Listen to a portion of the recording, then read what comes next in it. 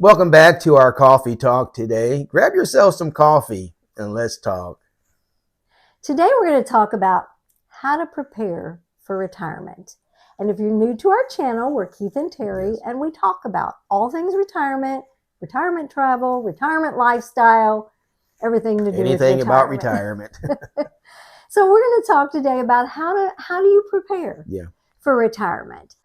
The one thing we need to think about is sometimes even in retirement, you have to have a financial tune-up. Mm-hmm. Like every now and then, we have to have a tune-up on our car so that it runs better and it runs more efficiently.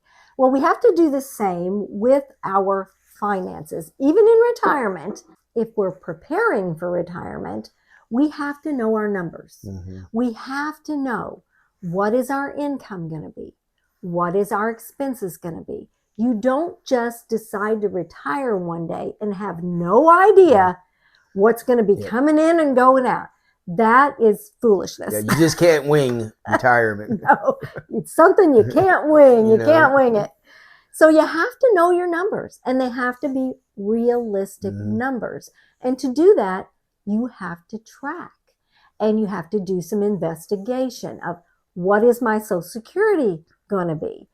Find out that number. Find out what your investment income is going to be. All of that. So it's going to require some work on your part. Yes. But like Keith said, we can't wing it. No. We've got to know these things before we retire. Yes. And then after we retire, we have to do tune-ups every now and then to do our budget and tweak it every year because things change. Yeah.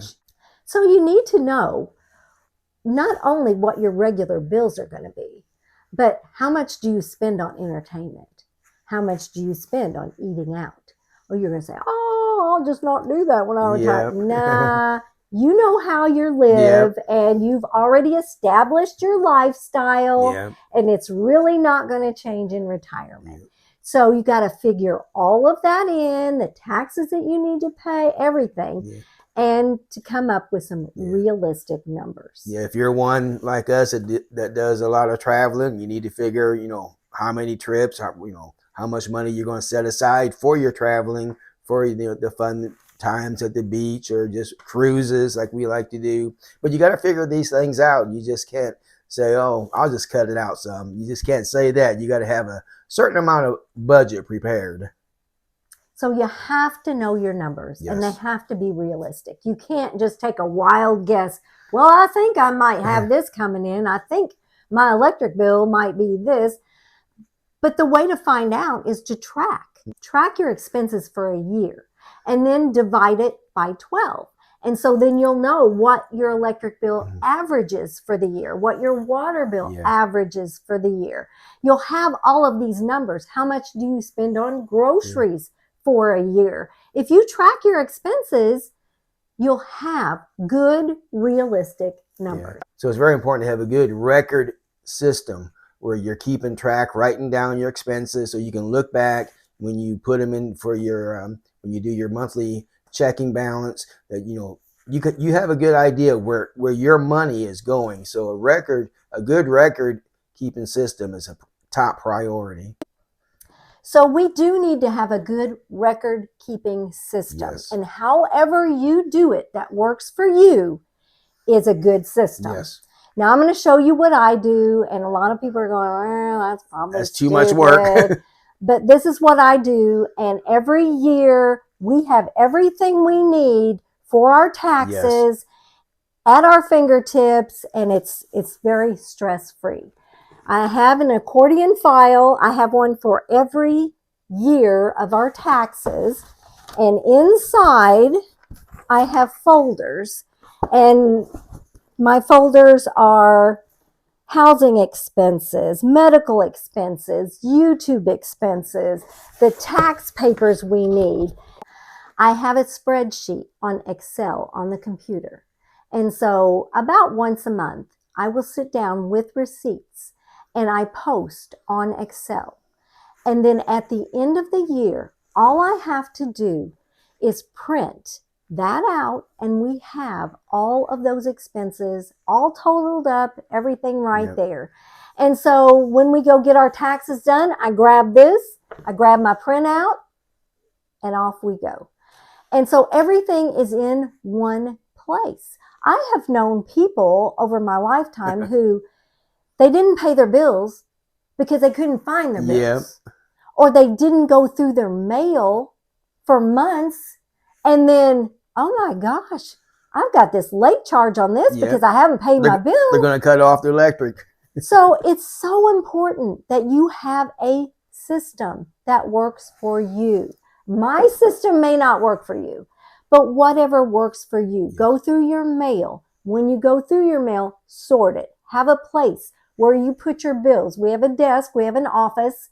I put everything that comes in that needs to be paid. I put it on the desk. And then once a week or once every other week, I sit down and pay what needs to be paid. And then once a month, I post everything to Excel.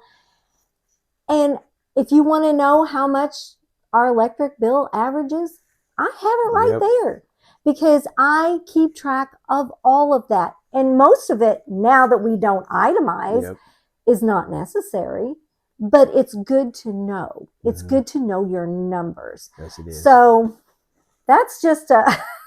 She's very detailed, as you can see, very detailed. And I'm really blessed that she is, because I'm not sure if I could be as detailed as this. And some people hate paper receipts. Yeah.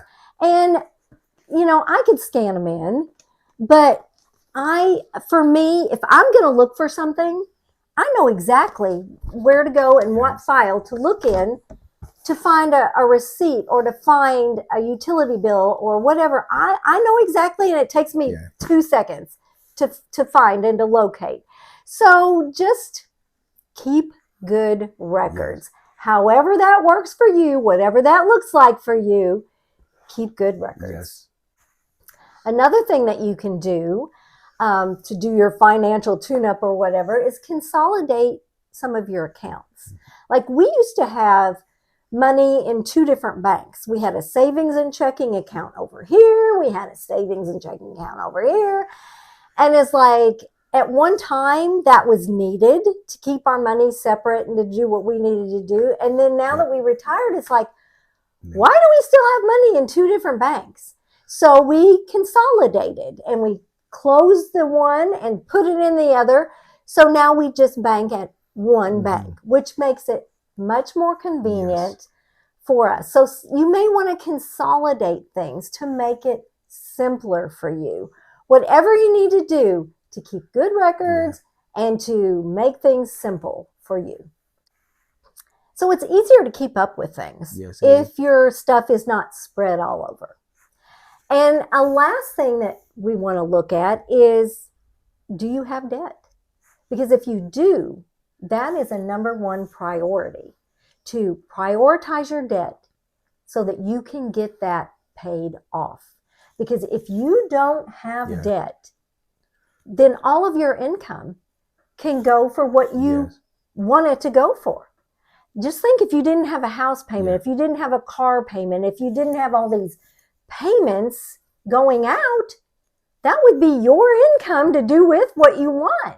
So especially as you're younger, and we just advise people, don't go into retirement with debt because that takes your income away, and your income is limited. I remember when we were thinking about retirement, you know, we decided like 10 years before our retirement to double up on our house payment and to get that paid off before retirement. And fortunately, we was able to pay off our house about 4 years before retirement. And then we could put that money that we would normally put as a house payment into either a savings 401k or something like that, extra money into there to get higher interest. And over those 4 years, it really mounted up to a lot of money. So it was really one of our best decisions to pay off our house and not to have a car payment, and put all that money that we would have spent on the house payment and car payment into our 401k. And it adds up quick. It really does. So those are just some things to think about as you're preparing for retirement, as you're getting ready for retirement. The big thing is you have to know those numbers and you have to keep good records. And so we just want to encourage you today. You can do it. It comes easier for some. I have a gifting of administration. That's what I did for years and years. And so for me, it comes easy because that's my gifting.